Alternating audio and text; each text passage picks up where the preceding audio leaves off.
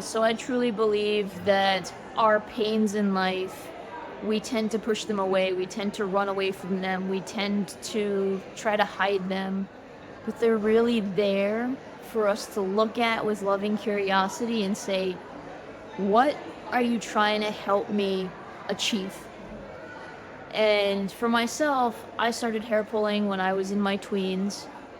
It was around the time that I moved to a neighborhood where I just wasn't treated very well. I was very unwelcomed. Then puberty hit, and so I do think there's a hormonal component to these behaviors. Also, pregnancy was another time when these behaviors kind of skyrocketed for me. But back to my teens, my dad was also sick with cancer, so my brain was looking for a way to calm down, for a way to deal with the pain that I was going through. And so I think it just found hair pulling, and it took to it, and it latched on, kind of as we were hearing inside, the motoric and the habitual nature of these behaviors.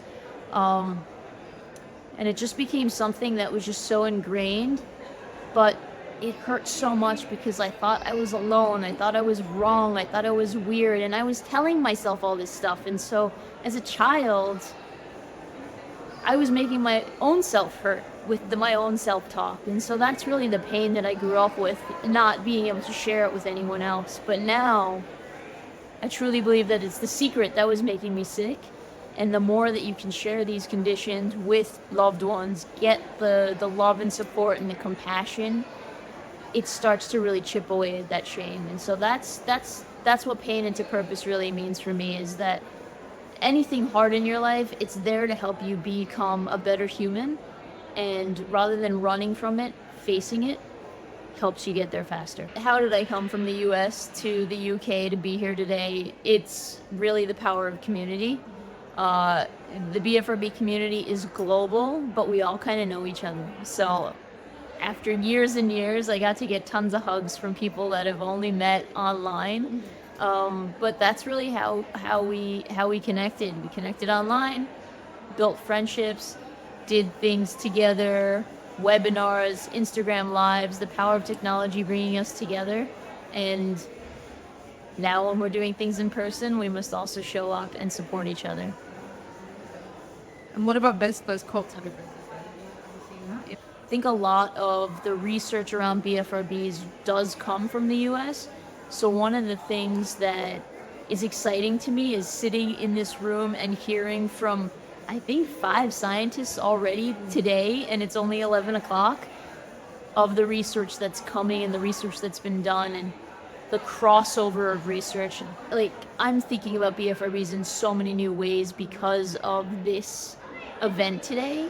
And I think that is going to unlock a lot of potential for treatment, because it's going to open up how we look at BFRBs as a whole. So I'm super excited for the work to come.